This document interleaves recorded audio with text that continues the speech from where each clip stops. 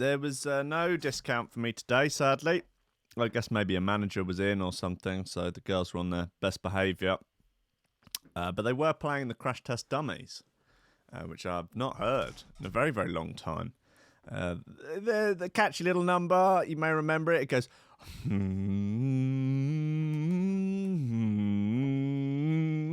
It's called... what was it called? It was called...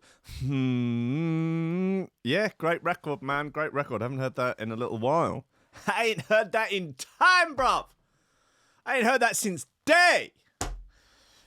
Yeah, I guess a manager or someone was in, so no discounts today. I, just did the usual routine of posing with a few of them for photos, signing a few autographs, just offering just sort of worldly advice to some of the younger members of the team, just other people that were in there, offered unsolicited advice to other, just people in there trying to have a coffee, just trying to go about their morning routine.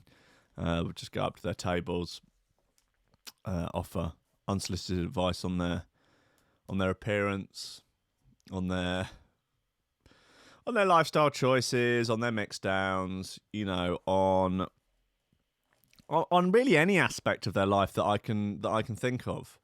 This is not advice they ask for, it's not advice they seek, but they get it. They get it all the same. Good to see. We've got some ardent Labour supporters in the chat today. That's great. They're compelling me to reach out to people and compel them to vote Labour, as so many people are at the moment. Of course, the overlord, Jeremy Corbyn, the holy one, I think would be. He has no faults. He has no flies on him, none. Like Boris as well, no faults. It's very difficult. It's a very difficult election because both leaders are so perfect. It really is. It really is tricky, isn't it?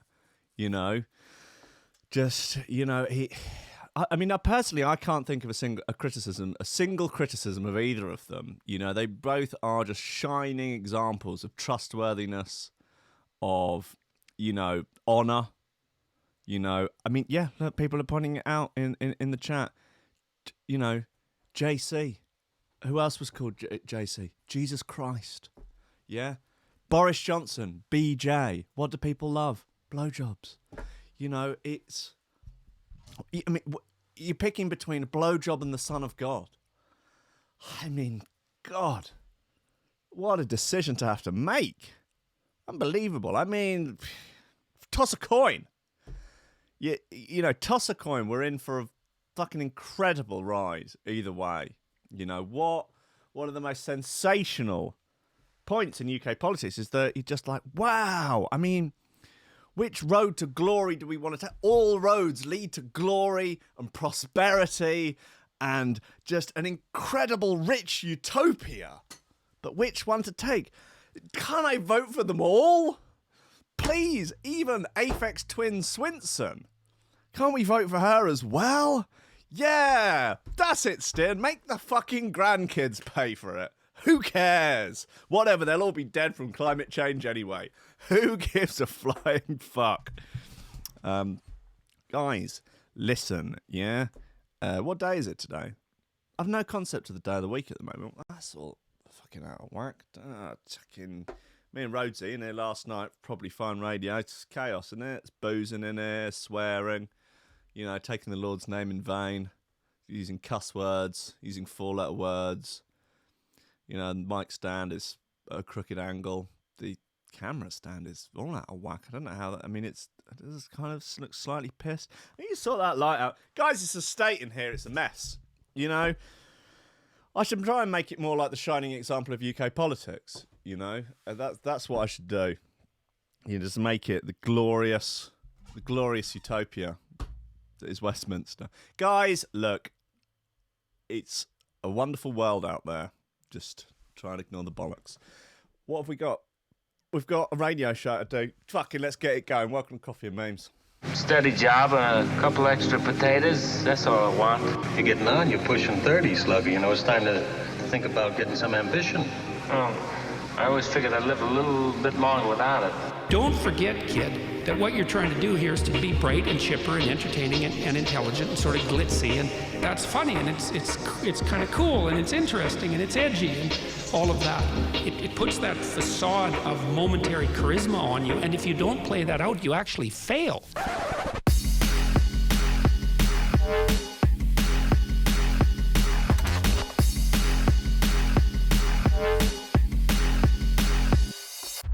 Ladies and gentlemen, welcome to Coffee Memes. Welcome to Threshold. Welcome to YouTube.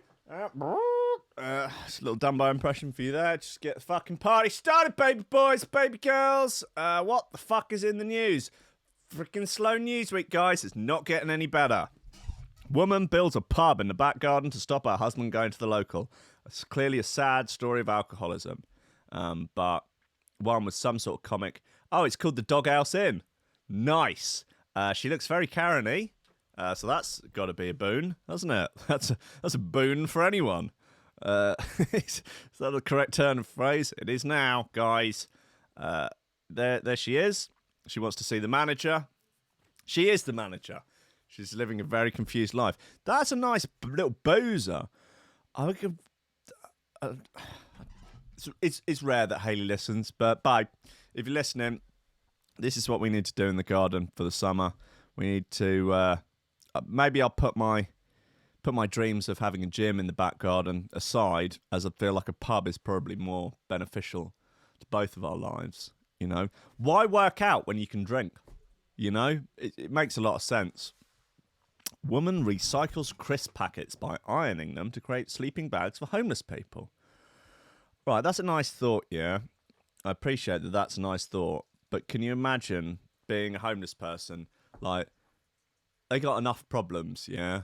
They've got the issues of likely issues of drug addiction, alcoholism, mental illness, having lived enormously traumatic lives. And then this smug prick comes and gives you a sleeping bag made out of crisp packets. Oh, is that what I'm worth to you, is it? A sleeping bag made out of crisp packets. What am I, some sort of, like, Dickensian idea of a beggar? Like, yeah, the beggars, they need to have all what they have should be made out of rubbish because they're the rubbish people, aren't they? But fuck off. You use it as a sleeping bag, sell it to posh people, give the money to the homeless. It's horrific. Really shocking that I'm having to do this. Jesus Christ. I tell you what, if I was homeless and she came up to me with a fucking sleeping bag made out of crisp packets, Jesus. Oh my God. What do you think of me? Do you really think that little? Anyway, this woman who's got a bloody shed with a pub in it, she's not impressed, is she? Can you imagine? Like, she's like, oh, why don't you come and drink in the bar at home? So, all right, that sounds nice. And then she stood behind the bar with her arms crossed like that, with a fucking sassy look slapped all over her Chevy Chase. One lucky man has been dissuaded from heading to his local boozer in a pretty great way. His wife, I don't know what accent's going on there. His wife built him his own pub in the back garden. Oh, that accent's going nowhere, is it? Jane Tapper, 48, wanted to stop her husband Paul going to the local pub non-stop. Well, maybe. If you weren't such a bitch at home, you know, maybe you wouldn't have to. That's all I'm saying. So she created a pub at home, so at least she could keep Paul nearby. The cabin-style pub called Doghouse Inn took 5 months to build, and now hosts parties for Paul and his pals. Does she have any friends? Jane, a nurse from Newton Abbot, Devon, said, "My husband Paul, 53, is a degenerate alcoholic. Oh no, he's an engineer. He'd always loved popping down our local, and I could never seem to keep him at home. We'll go to the local with him. So I got thinking, why not create my own pub, become my own lady? I'm gonna be. That's probably supposed to be landlady, I guess. And then I can tell people my husband's in the doghouse. Okay, bit of banter, I see. We've had to get the garden levelled out anyway, which had been expensive, over 15 grand. It costs a lot of money to level a garden, does it? Fucking hell. Just get some lads off the site, come round a wheelbarrow, fucking sort it out. Get the bloody Estonian boys over with the spirit level. Yeah? Teng and Merc and Conflict. Get them over, fucking they'll do it. Sort the levels out. Unbelievable. It seemed like the perfect opportunity for me to play out what I'd always wanted. To keep my husband under lock and key. Ideally, so when he's not out earning a living for me to spend on levelling the garden, I can keep him hostage in the shed. Okay. He won't want to go to the local anymore. Maybe he'll even satisfy me in bed. You never know your luck. We have 3 basset hounds. And a mate was able to create a sign for the pub with one of the dogs, Rufus, perfect name for a basset hound, on it. Then I worked on making it like a proper pub. Because to start with, it was just like a log house. But I wanted people to be astounded. So we continued to transform it into a mini pub. Jane's 3 children, Tom, 31, Lauren, 24, Jack, 26, all love the pub in the garden too, as they're able to have friends round and get the drinks in without spending all of their cash. Right, breakdown of the price. £4,000 total. That's not bad. Also, considering they spent 650 quid on a Space Invaders arcade game, that's unnecessary. Okay, so knock that down. £3,500. Not bad. Okay, building the cabin, 2,700. Okay, so it's a glorified B&Q shed. That's fine. Materials for installation, free. Where'd you steal them from? Okay, what? There's a Barrett's home being built down the road and you just yomped on the site at, after dark and nick a little bit of the insulation. That's fine. I don't disagree with that, all you're doing is stealing from the bourgeoisie. It's a sort of Robin Hood situation. It's fine. Church pew, 100 quid, unnecessary. Just use chairs from the house. So that's knocked another 100 quid off it. Okay. Yeah, as we say, we don't need the arcade game. Bar, 400 quid. That's an essential item. Fire heater, 70. Also essential. Fridges, also essential. Signs, pictures, tankards, around 50 quid. Now, there's a possibility you could also steal the shed, I think that would confuse, it would confuse locals, wouldn't it? If you decanted all the items from a shed in someone's garden onto, say, the lawn and stole the actual shed, but nothing that was contained within the shed, that would confuse people. That would probably make the news because it's quite sensational. Certainly it would end up with some people on that Facebook group of angry people in local newspapers with bloody Sharon and Dave looking moody in the back garden. Where's our shed? I paid £2,000 in 1984 for that shed, and it served us well. But now people are just stealing sheds. Oh, it's the state of this country. That's why I voted to leave. Okay. Right, so look, there's the budget there. That's nice. Look, they're just going to break the budget down because I've already done that, guys. Creating the cabin costs more than £4,000, but the family think they'll save money due to the husband's horrendous alcohol problem. Wow, they've got a lot in there, taps and everything. And how much you pay for the taps? Where'd you get the taps from? Look, you're saying the bar only cost 400 quid. I know, the taps are not cheap. I know, the fucking tap sitting in a fucking pineapple costs through the nose. Anyway, plus they won't need to book an Uber back to bed at the end of the night. Great. Charge people for the booze. You might pay a note out of it, guys. Jane's biggest spend was a Space Invader game, which cost more than 650 quid, but it's worth it to make the Doghouse Inn a must-go destination. And hopefully, fingers crossed, her husband won't leave her. She said, I'm always finding things for the little pub, and it's not just become a man cave as such for Paul. I love using it too, and I'd quite happily spend most nights in there. It's great to chill in, and it does feel like I'm in my local. Well, that's adorable, all things considered, isn't it? She looks a bit like Katie Hopkins. That's a bit of fun. Elit's pretty chuffed with this new pub. Lovely stuff. You've got some nuts. I guess it's your place. You can smoke in there if you want as well. So that's good. Get smash trays out. Oh, choice. Right. Let's get these shoe throwers on the road. I want to play this inside info bit again, Quicksilver, because it was bloody all right. It was really bloody all right, actually.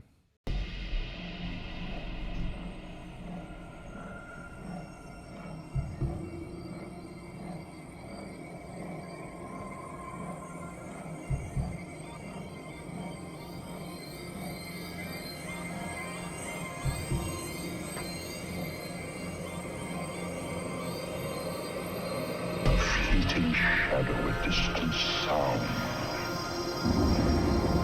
Your life has no boundary beyond which you cannot pass. You live in music, in a flash of color. You live on the wind. And in the sparkle of a star.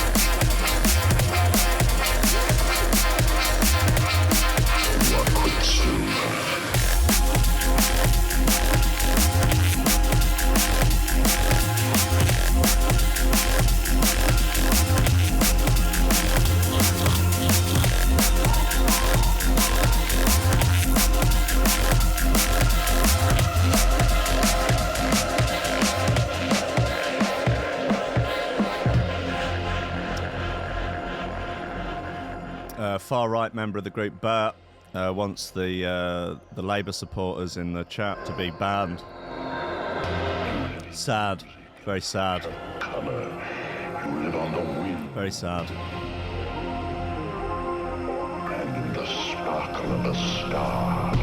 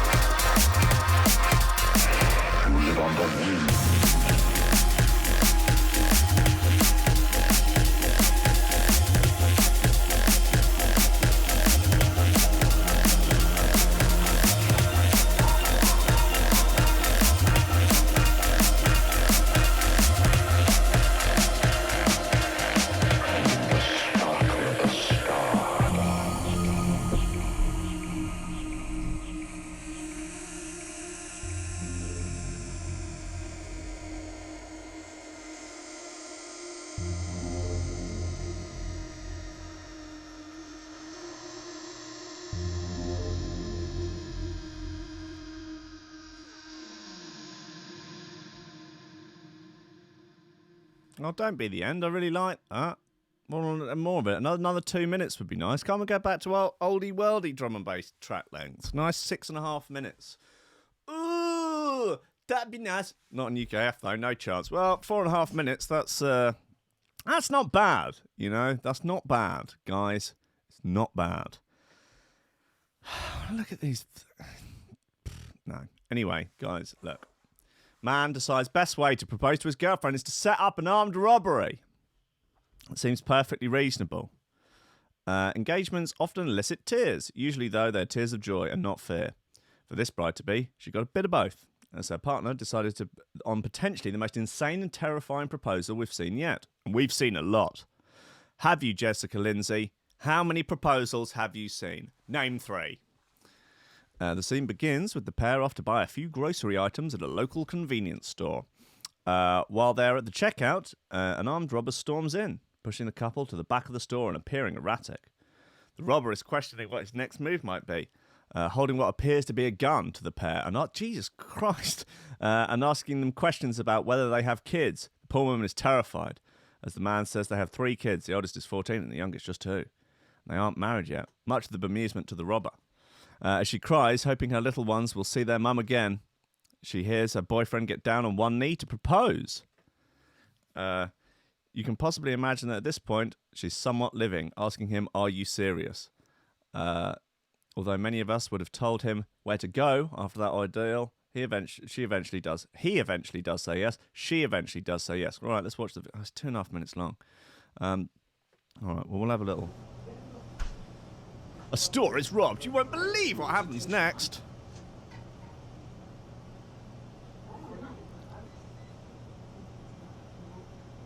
Right, no, we're not doing this. That's terrible radio. Anyway, in a follow-up video, the groom, who remains unnamed, probably to extradite himself from the ire he'll likely receive, details his thought process behind the whole thing. He had initially told his girlfriend he didn't want to propose in a traditional way, and she had agreed. Right, okay, so at gunpoint, it's a clear and obvious option there, isn't it? Propose at gunpoint. That was where the fake robbery came in. Oh, the plan that he was going to get his girlfriend. Well, the plans were that he was going to get his girlfriend arrested before proposing, fake, of course. But the police were unable to play ball with the joke. Jeff got actual fucking police work to do. No shit. That's where a fake robbery came in, with the future groom seemingly unaware that this was a terrible idea before doing it. The man from Boston, New York, did come to the realization during and after the stunt, though. He said, "My math was off. Way off. Horribly off." He added that it wasn't how he envisioned it going, and he felt really bad, given that it was supposed to be a special and romantic time for them. I'm going to be honest with you guys. My idea of a robbery-themed proposal may have been somewhat tone-deaf. With the gift of hindsight. With the gift of hindsight, I believe that having a gun pointed in my luckily now fiance's face before asking her to marry me may have been an oversight. Thankfully, there was a second proposal that came later, which was much, much less "we yourself because you're so scared." Honey, I just wanted to say I love you, and I felt you deserve a better proposal than the first one. I hope this makes up for it, because I'm not sure our relationship can survive a third one. Better hope you guys never get robbed for real, or this is going to be a real boy who cried wolf situation. What would you say if you were proposed to like this? I would say, fuck off. I don't care if it's 2019. Geezers do the proposing, not lasses. I don't care if you've got a gun. You might as well just shoot me now. I will never be your cuck. What would you say if you were proposed to... Yeah, just jokes, fun. No way. I thought I was going to die. Fine. Good. No comments. 99-year-old man who has never tried fast food reviews takeaways for bucket list wish.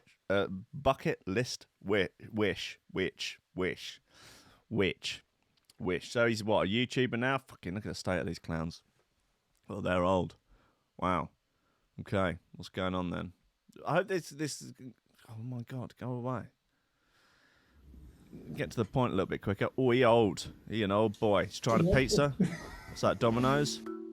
McDonald's. Okay, he's very old. That's the main thing going on here. Very old man. He's from Slough. What's that? I don't even know what that is. KFC? No. It's got nugs. He just looks really unhappy about it and confused. That way? What, you've never eaten a pizza before? You old clown. Till recently, William, 99, hadn't even heard of a Big Mac or a Krispy Kreme. What the... Opening the boxes, I think. What? He's really struggling to even open the box. For half of that would be fine. But you've been living under a rock. You've been... You've got Greg's. How come you've never eaten... You better have some, else it'll make me feel a glutton. Right then. One each. Well, they're sort of adorable in the way that they look a little bit like puppets. They don't really look human. They're that old. Right. Burger King, nugs. They're pretty keen by the looks of it. They're now morbidly obese. Sorry about it then. And they will live the last remaining months of their lives in hideous agony Definitely not. as their diabetic legs fill with pus. It's quite tasty, but it would be better hot. Oh, what? It didn't even heat the grilled sausage rolls up. They made them eat fucking cold sausage rolls. I'm surprised they didn't just perish immediately. Oh, that is a disgrace. So the manager of the home, hold on a second. I want to know how's he got to 99 years old, having never had a takeaway? I mean, maybe that's how he's got to 99 years old. I've never eaten takeaways, eaten real food for the whole time. No, he survived on a diet of peace pudding and Fray Bentos pies exclusively for his entire life. Okay, until recently, William Thorpe, 99, hadn't even heard of a Big Mac or a Krispy Kreme, but now he's a huge fan after trying all of the nation's fast food in one go to tick them all off his bucket list with friend Anne Sadler-Smith, 80. She looks older than him, and she's 20 years his junior. Oak House Care Home in Slough, Berkshire, put up a wishing tree for residents, and he said he wanted to try a takeaway. I just can't believe he's never tried a takeaway. That's just the most sensational part of this. So the manager, that is it. That's the point of it. All right, sorry. So the manager of the home made it happen and got food from McDonald's, Greggs, Subway, Domino's, Burger Kings, and Krispy Kremes. Their verdict was a big thumbs up. Big Mac, William said, I love the Big Mac, although I didn't realise I had only picked up half of it at first. What a huge burger it was. McDonald's was my favourite of the day. The sauce they used was delicious, and the price seems very reasonable. And added, I really like the Big Mac. It was quite large, though, so I'm not sure I'd be able to finish it with all the chips, and they were lovely, too. Oh, they had a vegan sausage roll. To be honest, I would never have been able to tell it was meat-free. It tasted like sausage to me. It was all right, but it would have been better a bit hotter. Well, that's rough that they didn't heat it up. Meatball marinara from Subway. William said, I quite like Subway, but there's too much filling and you can't really eat it like a sandwich without spinning out and stuff. I'd suggest they decrease the amount of filling. Nice, that's good consumer feedback there. He's pretty. She's absolutely batshit crazy. I'm a big fan of her. She should have her own YouTube channel. Margarita from Domino's. Can I stretch out Margarita? That's pathetic. William said Domino's was really nice. I enjoyed it more than the Big Mac. It was a very close draw. I almost enjoyed it more than the Big Mac. It was a very close draw. I'd order it again. Come on, where's the info on what Krispy Kreme donut? Now, the donut was lovely, but I don't think it's the best I've eaten. Right. Speaking after the taste test, said, I've never really tried takeaways because in my day it didn't exist. It's still your day, buddy. Look, you're 99, yeah? You don't, I mean... Why did they bung him in a care home? Like when he was 60 or something? I guess if you haven't experienced the last 40 years of popular culture, maybe. Yeah, that's possible, isn't it? I never really tried takeaway because in my day it just didn't exist. You didn't have so many different styles of food, and you definitely couldn't have it delivered to your door. So it's quite exciting, really. I'm used to eating it from a plate with a knife and fork. Yvonne Keating, who leads the team at the Care UK home, said, we are trying to grant as many wishes for residents as we can. Next week, we'll be getting one of the elderly gentlemen a fleshlight, and porn star Lisa Ann will be coming round to let him fuck her in the arse. Wow. I guess some wishes really do come true. Incredible. From angling to corresponding with famous football managers. We've been really busy this year. The Wishing Tree Initiative is something you'll see in every single one of Care UK's 120 homes. Together, we have made hundreds of wishes come true so far, with even more lined up for 2020. Wow. Well, that's adorable, really, isn't it? I want to know what some of the other wishes are. I wish for the Brexit I voted for. I wonder whether or not that's one of the wishes. I wish to send them all home. I wish for real communism to be tried.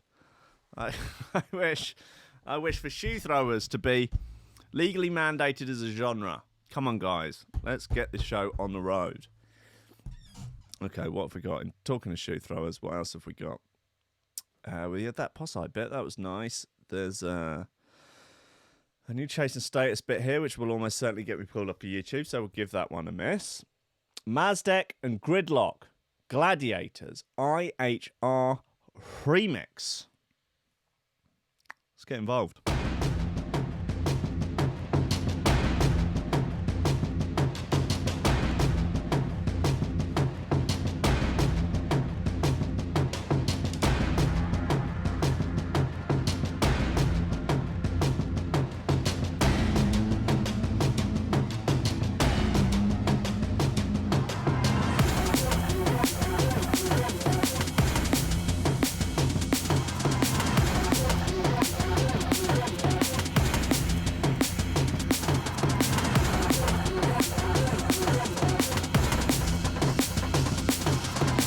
How dare you say I'm milking my jacket?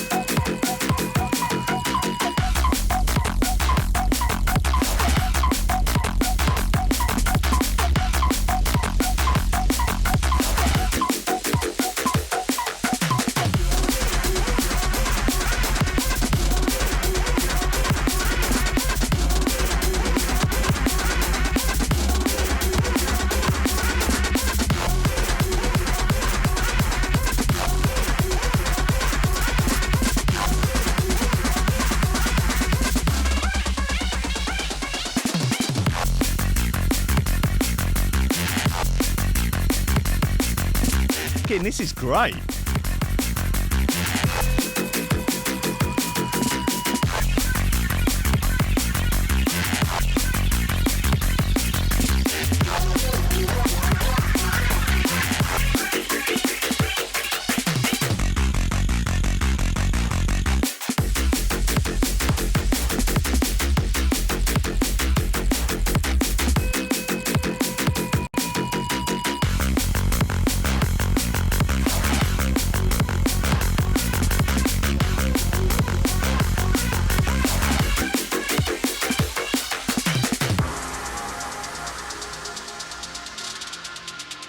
Hold on a second, Lee. What is all this palaver? Every time you visit Costa this month, you get to sit on Santa's knee. And if he doesn't get covered in snow, if he doesn't get you covered in snow, you win points. Whoa, whoa, whoa. I've not seen this Santa. Does he have a snake at the front that spits in your eye?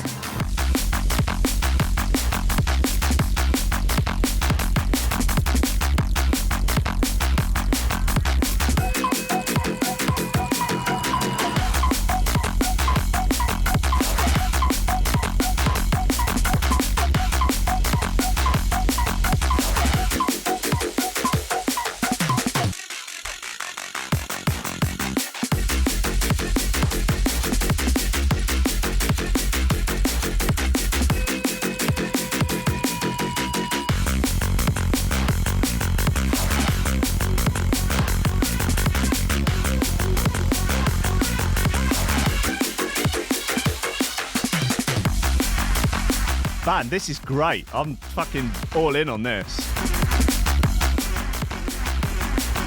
Big sends on the tunes today.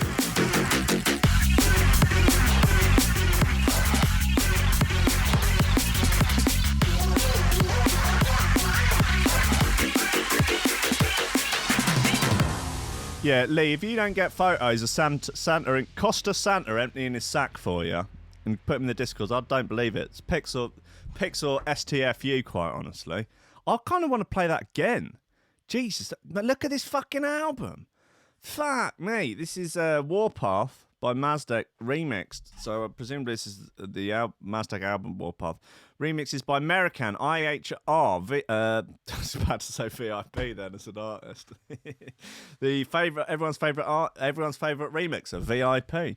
Optiv remix, Drop Tech remix, Kirill remixes.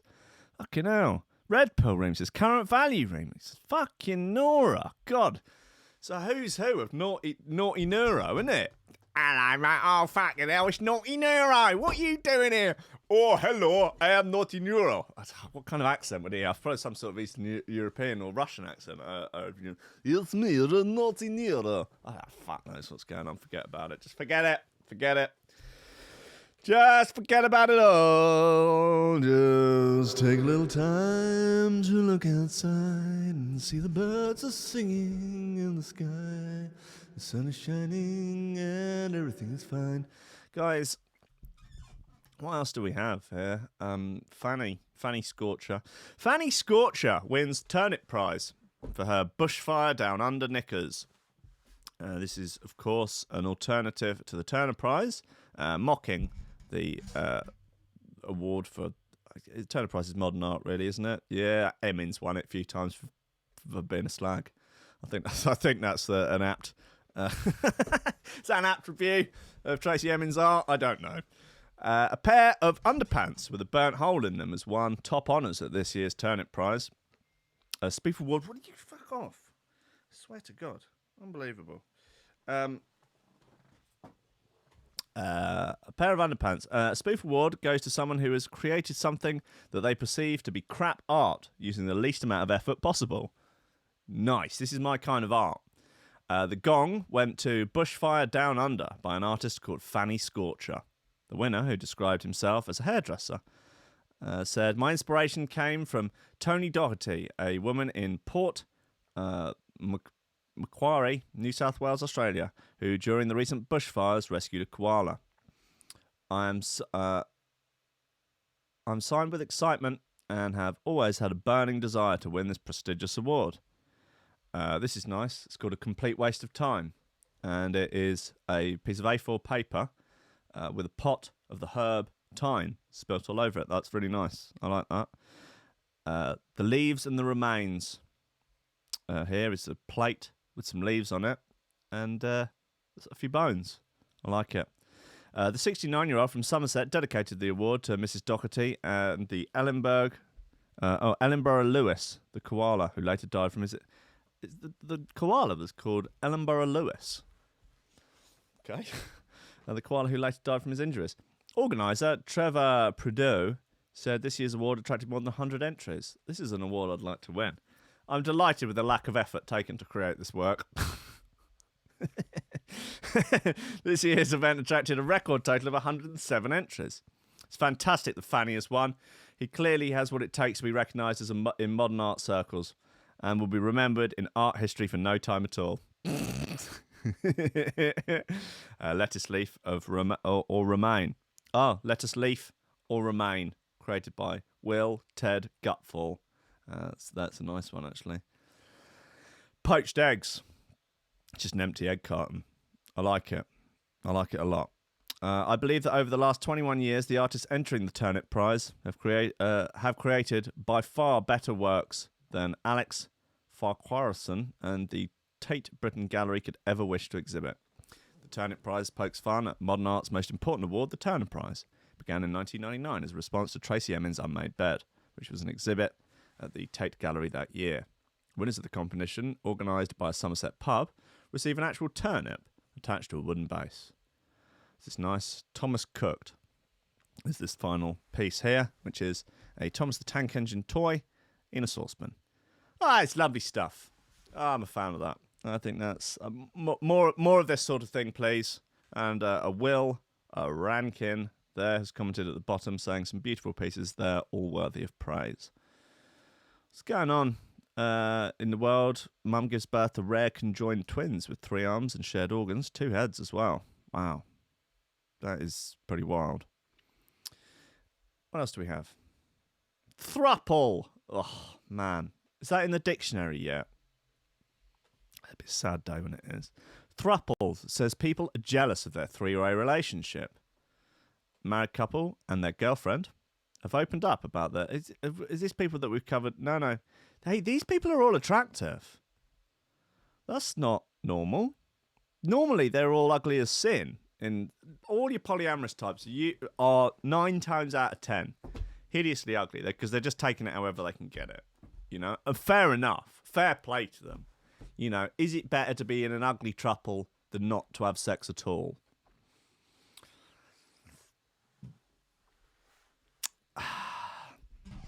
Okay, press U for ugly throuple.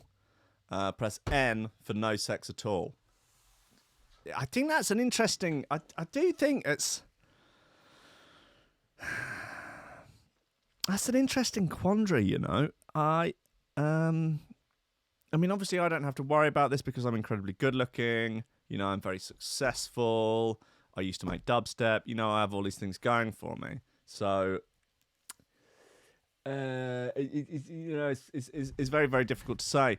But if I was like, say, a lot of the listeners, you know, then would the ugly throuple or no sex at all be a better option? I think probably ugly throuple. You know what? I'm gonna say it.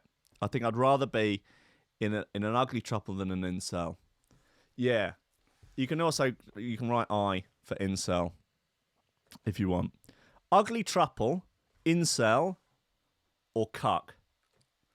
Because a cuck is almost like the throuple, except worse. No, definitely worse. Yeah, in my opinion. But I don't know, maybe you're into it. Guys, there's your options, okay? There are your options. Ugly throuple, incel, or cuck. Okay? I'd also like you to field maybe your co-workers if you are employed. If not, I guess your social worker or anyone at the job centre. Ask them, when you go in to collect your benefits, say to them, I've been thinking about something recently, and they'll look at you, all right, thinking maybe you've got an idea about a line of work you'd like to pursue. But no. You say, what would you rather be? An incel, a member of an ugly throuple, or a cuck? And almost certainly the person working behind the counter with the bulletproof glass or the sort of cage in front to stop you reaching over and biting them, trying to steal their pain medication, will be like, oh, God, that is a good question, actually. Oh, I don't know. Judith, I've got one for you. What would you rather? Incel, cuck, or ugly throuple? Oh, no, that is a good question. Oh, I don't know. Oh, that is a good one. Oh, imagine if you had that in a job interview. You know, you're going for some, like, I don't know, promotion at work. Like, maybe you're going to be area manager of the Gregs. Wow, imagine. Sort of dizzying heights. And they asked, and you go, okay, would you just come in? We actually will need to come into head office because effectively you've been headhunted and you're being groomed for greatness. Wow, incredible. Maybe you get to even meet Greg. But you go in there, you sit you down and like, well, look, your performance is fantastic. Your sales are through the roof. You're doing great stuff. You know, the obesity rates in your area are through the roof. You're doing fantastic work. And we'd like to offer you the position of area manager, but we do have one question for you. Incel, cuck, or ugly throuple? Like, God, I wish I'd had time to prepare for this. I mean, obviously, I don't see any necessarily merits to any of them, but of course, this is one of the things, you get put in situations as an area manager where often there are no good solutions. There are no good solutions, and you have to pick from... In many ways, it's like the UK election, isn't it? I don't know which of the three candidates, if we're including Swinson, Aphex Swinson, which you would put in there. Whether or not Bojo, ugly throuple. Corbyn cuck, Swinson incel. I don't know. It's not a good. I guess. I would swap Swinson and Bojo potentially. Yeah. Bojo incel, Corb's Cuck. And look, we're dealing with the big issues here, guys. And Swinson, Ugly Truffle. Okay? Good. Right. I'm glad we've had this conversation. I think we're tackling the big issues. Right. Let's have another. Let's have another bit of this Warpath remix. Look, we've got. Fuck it. Let's do the current value remix. Let's just see where we are.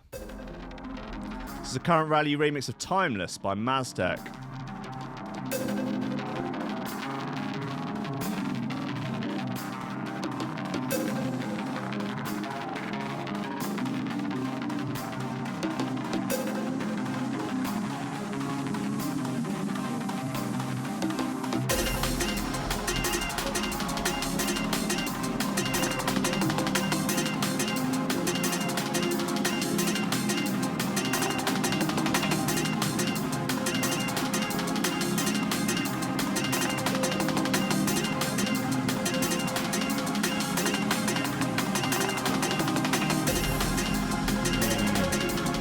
Opinions across the spectrum on that one.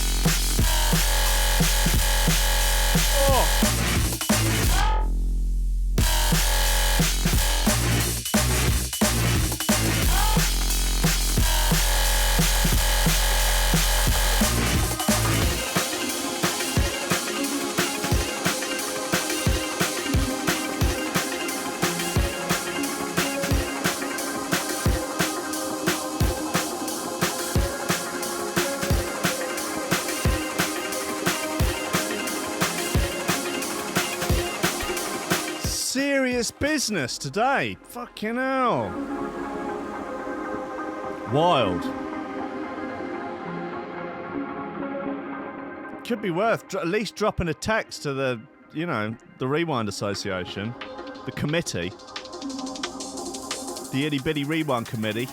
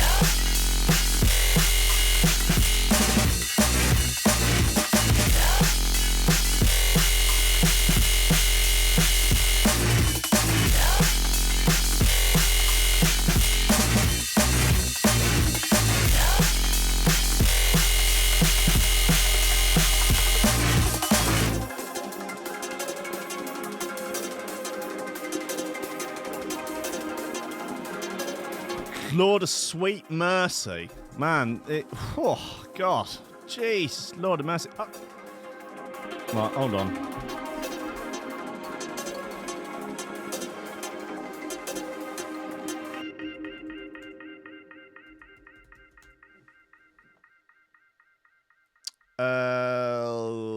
Guys, sorry, wait, what?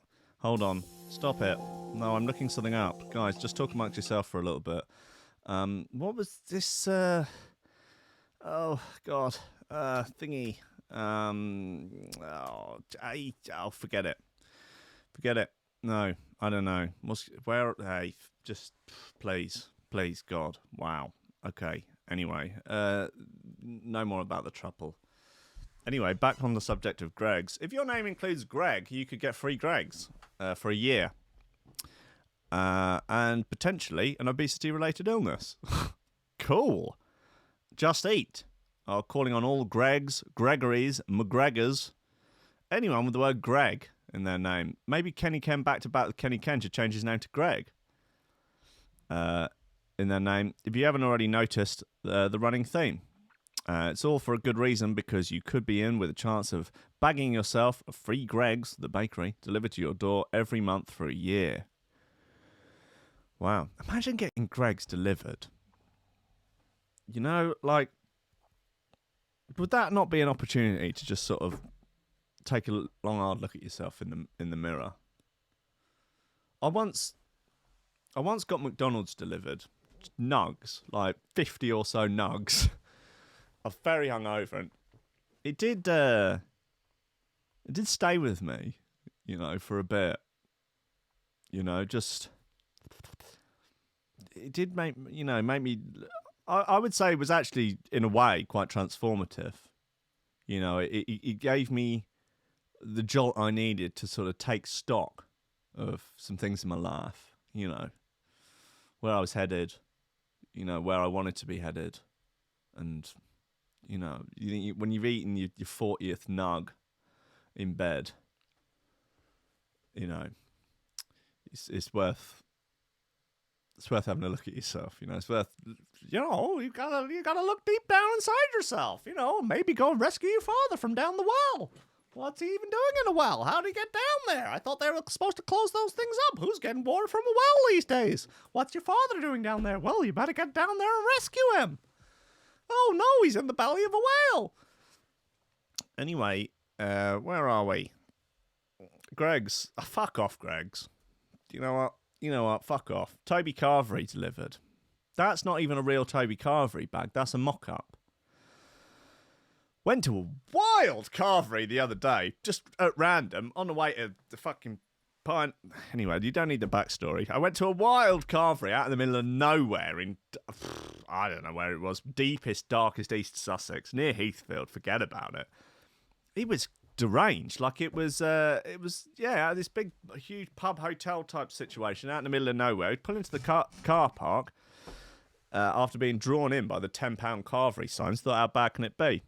Fairly bad is the answer, but enormous portions. So you can put up with a lot of bad food if there's a lot of it. You know, you can put up with really quite, particularly, you know, a roast. Like, I've never seen vegetables as bad. Like, even ones I've cooked myself. Like, they're really, insane levels of low quality. In this place, it was weird. They just they had all sorts of like giant garden ornaments. There's a picture of me on Instagram riding on a golden bull. That was there. And all these garden ornaments, they're all painted gold. There's some super weird art in there, like quite racist art. It was really weird. And it was run by a strangely sort of diverse crew of like Eastern Europeans, some Indians, some Asian folk. It was and also the clientele out in sort of boundaries of East Sussex and Kent, really diverse clientele of, you know, peoples of all colours and creeds and everything, all brought together just by the under the umbrella of a cheap carvery, of cheap cuts of meat. It was strangely beautiful in a way, but very poor quality food. But, you know, 25 quid for 2 meals and drinks, you know, and our bellies were full. So how much you got to complain about? And you get a good shot for the gram riding on a golden bull. What the fuck is there to complain about? I ain't complaining, I'm just reporting the facts. Unbelievable. Guys, look, it's the end of the show. It's enough about Toby Carvery.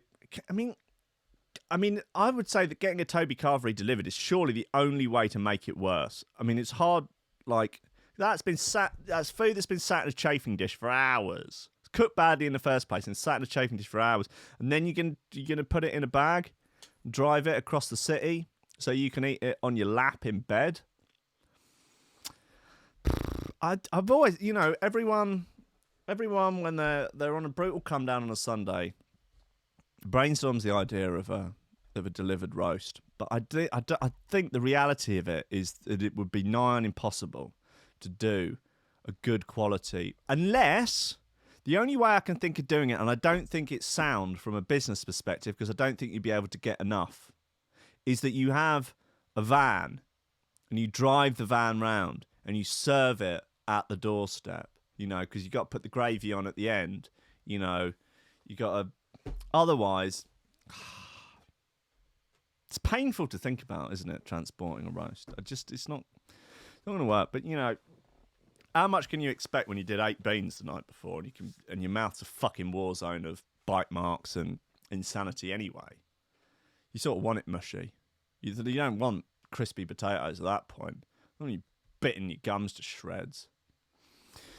Anyway, guys, look, it's the end of the show. Coming up next, I believe it's Power Gen with the positive vibes, the positive energy, the fucking decent shit, the good news, the stuff you need. You don't listen to my bollocks anymore. Don't listen to my nonsense.